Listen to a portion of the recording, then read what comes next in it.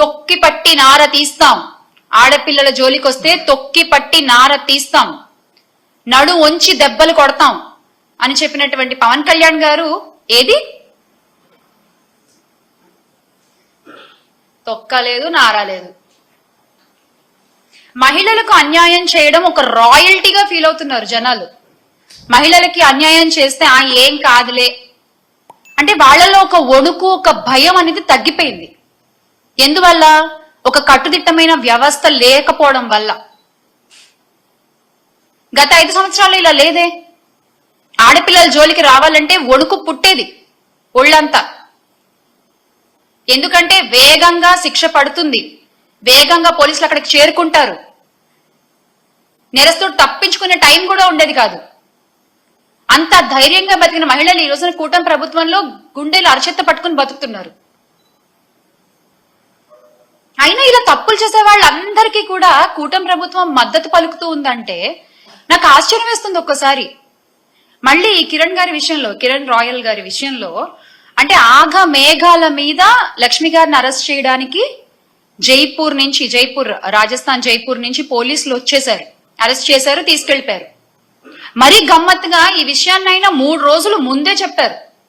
పలానా జైపూర్ నుంచి పోలీసులు వస్తారు, లక్ష్మి గారిని అరెస్ట్ చేస్తారు, చూసుకోండి కావాలంటే అని. ఎగ్జాక్ట్ గా ఏదో కథ చెప్తే సినిమా తీసినట్టుగా ఎగ్జాక్ట్ గా అలాగే జరిగింది. కరెక్ట్ గా 3 days తర్వాత. అంత కరెక్ట్ గా ఎలా తెలుసు మీకు? మీరే ప్లాన్ చేశారా?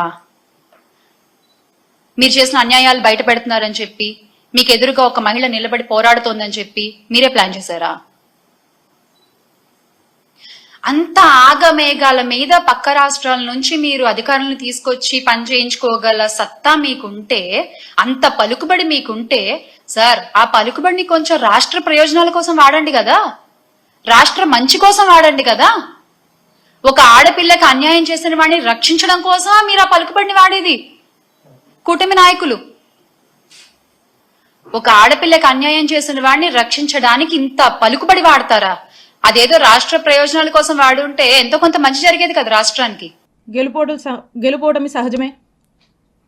చూద్దాం ఏ మేరకు ఈ ప్రభుత్వం ప్రజల ఎక్స్పెక్టేషన్స్కి తగ్గట్టుగా పనిచేస్తుంది చూద్దామని మేము చూస్తున్నాం.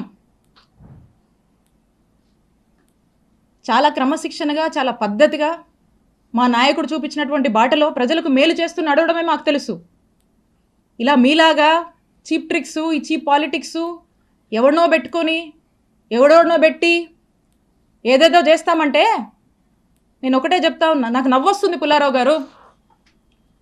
ఎందుకో చెప్పనా? నా రాజకీయ అనుభవం 7 ఏళ్ళు. నా 7 ఏళ్ల రాజకీయ అనుభవం ముందు మీ 25 ఏళ్ల రాజకీయం తల జించుకుంది ఈ రోజుతో అనిపిస్తుంది.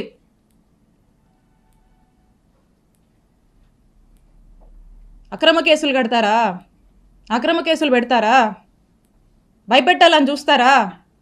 మీరు నన్ను కానీ, మా కుటుంబ సభ్యుల్ని కానీ, మా నియోజకవర్గ ప్రజల్ని కానీ, అండ్ ఎస్పెషలీ మా వైఎస్ఆర్ కాంగ్రెస్ పార్టీ నాయకుల్ని, కార్యకర్తల్ని, వైఎస్ఆర్ కాంగ్రెస్ పార్టీ కుటుంబ సభ్యులు, ఇక్కడ ఉన్న వాళ్ళందరినీ కూడా, కుటుంబ సభ్యులందరినీ కూడా బెదిరించి, భయపడి, అక్రమ కేసులు పెట్టి, అక్రమ అరెస్టులు చేస్తే ఎవ్వరం భయపడం. మీరు పెట్టిన ప్రతిసారి ఇంకా బలంగా ఎదుర్కొంటాం, ఇంకా బలంగా నిలబడతాం, ముందుకు వెళుతాం. మీరు అనుకుంటున్నారేమో ఇంకో 4 ఏళ్ళు కదా అంటే, వింటున్నాం లాలీలు చెప్తుంటే, ఇంకో 4 ఏళ్ళు కదా హ్యాపీగా వీలైనంత అవకాశం ఉన్నంత వరకు దోపిడీ చేసి, ఇల్లీగల్ పనులన్నీ చేసి, జోబులు నింపుకొని, ఓ బ్యాగ్ నుండి సంపాదించుకొని రిటైర్ అయిపోదాం అనుకుంటున్నట్టున్నారు. ఇప్పటి నుంచి మొదలుపెట్టినా నేను ఇంకో 30 నుంచి 40 సంవత్సరాలు రాజకీయాలు ఇక్కడే చేస్తాను. గుర్తుపెట్టుకోండి, 30 నుంచి 40 సంవత్సరాలు ఆ దేవుడు చల్లగా చూస్తే. మీరెక్కడున్నా, ఏ ఊళ్ళో దాక్కున్నా మిమ్మల్ని లాక్కొచ్చేది ఖాయం. వడ్డీతో సహా విత్ ఇంట్రెస్ట్ నీకు తిరిగిస్తాం. అసలు డిప్యూటీ సీఎం పవన్ కళ్యాణ్ గారు అయితే ఏకంగా బాబు గారి హామీలకి నాది గ్యారంటీ, బాబు గారు చెప్పే ప్రతిదీ అమలు చేసేది నాది వారంటీ, ఆయన చేయకపోతే నేను ప్రశ్నిస్తాను అని మాట్లాడారు. మరి ఈరోజు పవన్ కళ్యాణ్ గారు ఈ సంవత్సరం ఇవ్వాల్సిన తల్లికి వందనం, రైతు భరోసా, నిరుద్యోగ భృతి, ఫ్రీ బస్సు, ఆడబిడ్డ నది ఎవరిస్తారు? మీరిస్తారా? చంద్రబాబు నాయుడుతో ఇప్పిస్తారా? మరి ఇంతవరకు ఇవ్వలేదు కదా. మరి ఎందుకు మీరు ఈ కోట్లాది మంది ప్రజల తరఫున నిలబడి చంద్రబాబు నాయుడిని నిలదీయట్లేదు?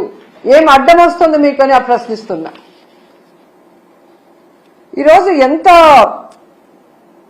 దారుణంగా తయారయ్యారంటే, నేను నా కొడుకు పవన్ కళ్యాణ్ గారు అధికారంలోకి వచ్చేసాం కాబట్టి ఈ రాష్ట్ర ప్రజలు ఏమైపోయినా పర్వాలేదు, వీళ్ళకి మనం చెప్పింది ఏది చేయాల్సిన అవసరం లేదు అని ఎంత కేర్లెస్ గా ఈ ప్రభుత్వంలో ఉన్న పెద్దలు ప్రవర్తిస్తున్నారో మనం అందరం కూడా గమనించాలి.